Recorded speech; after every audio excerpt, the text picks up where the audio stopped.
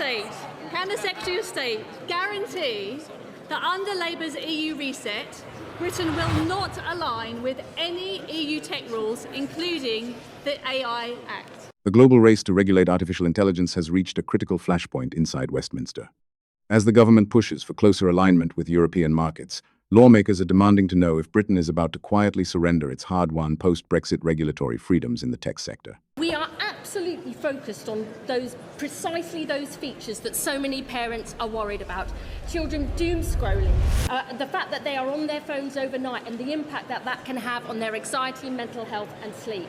The question isn't whether we will act, we will. We will put forward our proposals by the summer, and I intend to legislate, if required, by the end of the year. From sovereign fund allocations to the disturbing reality of minors being targeted by rogue chatbots online, the official accountability process is unfolding under intense scrutiny.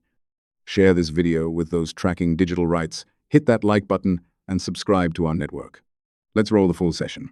Growth is to set very high standards. We are lucky to have the British Standards Institute, the oldest standards institute in the world, and I'm very lucky that they are based in Milton Keynes.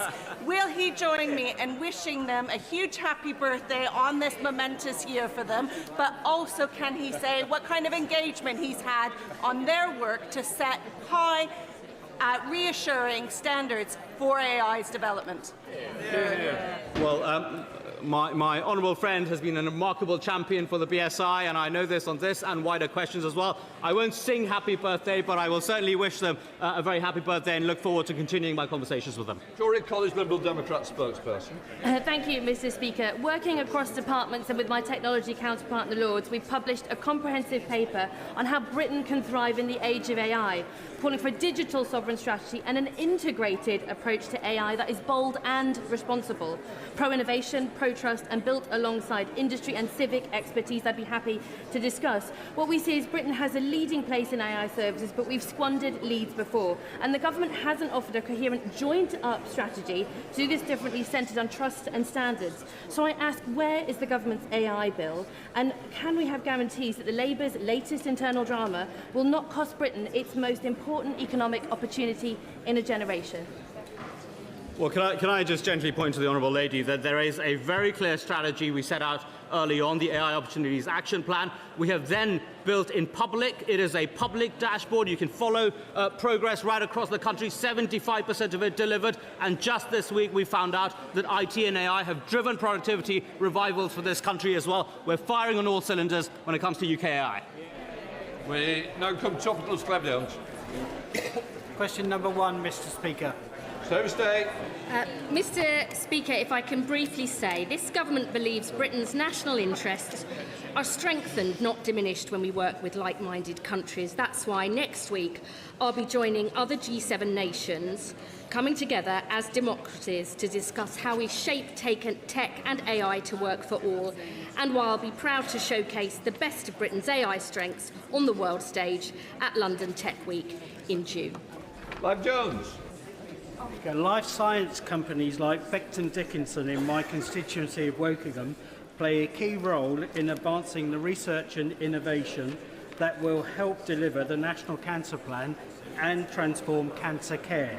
So what is the Minister doing to increase funding to research and development for life science companies like those in my constituency? I know the Honourable Gentleman is a powerful advocate of life sciences nationally and in his constituency.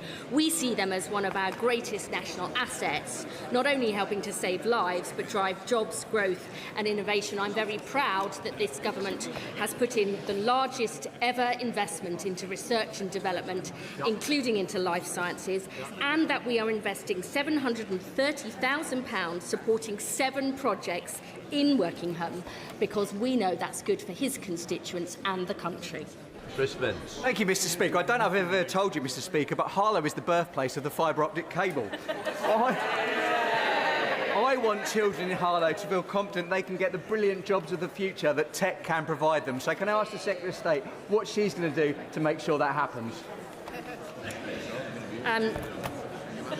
We want to ensure People from all walks of life and in every part of the country can seize the opportunities that tech and AI bring.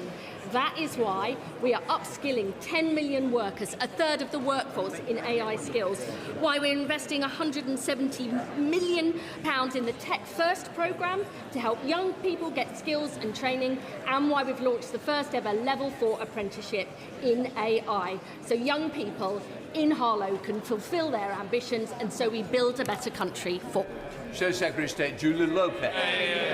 Thank you, Mr. Speaker. I was born in Harlow, would you believe? Can the Secretary of State guarantee that under Labour's EU reset, Britain will not align with any EU tech rules, including the AI Act? This government wants to ensure we have a closer relationship for Europe, because we see every day the terrible impacts that their Brexit deal brings. But I am also clear that we will continue our pragmatic, not dogmatic approach to regulation, because Britain is the second country in the Western world for AI, and we want to retain those benefits to grow the economy and create good jobs throughout the country. Julia Lopez. Mr. Speaker, there was absolutely no clear answer from the Secretary of State there, so I think it sounds like Labour is about to trade away our Brexit freedoms on tech regulation. And yet tech ministers have been briefing behind the scenes that we must not lose Britain's Brexit freedoms on tech when it comes to AI, data, agri-tech. So will she now publicly admit what her ministers have been briefing behind those closed doors? Brexit was not some exercise in nostalgia pushed on us by uninformed thickos. It's given Britain a competitive advantage in the industries of the future. I mean, perhaps unusually, I don't listen to and never get involved in briefings, but I am very clear about the huge advantages this country has. World-leading talent, some of the most innovative tech startups. In the last year alone, we got more VC funding for tech and AI in this country than France, Germany, combined. We are going to back Britain because we believe in Britain. £500 million in a sovereign AI fund. 4 AI growth zones in parts of the country that have been levelled up more under this government than under 14 years under members opposite. We are going to seize this powerful technology to build a future that works for all, and I am very proud of our work. Sarah Smith. Thank you, Mr. Speaker.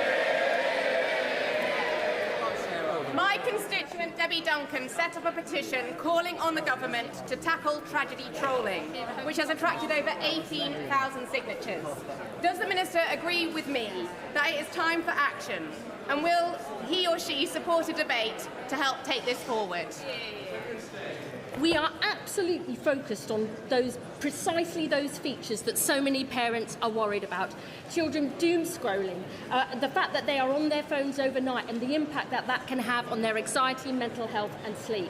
The question isn't whether we will act, we will. We'll put forward our proposals by the summer, and I intend to legislate, if required, by the end of the year. We now come to Prime Minister's questions. We start with Christine Sullivan. Question number 1, Mr. Speaker. Prime Minister.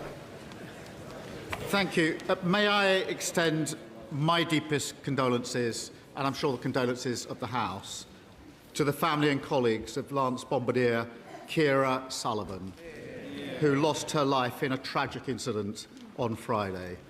She was an exceptional soldier and will be deeply missed. Mr. Speaker, it would be remiss of me not to comment on one of Manchester's great heroes, moving on after almost a decade. The battle lines for corporate regulation and child protection in the digital age are being drawn directly on the Parliament floor. No corporate packaging, no media filter. If you want to follow the raw updates as they happen, ensure you hit the like button and subscribe to the channel right now. See you on the next briefing.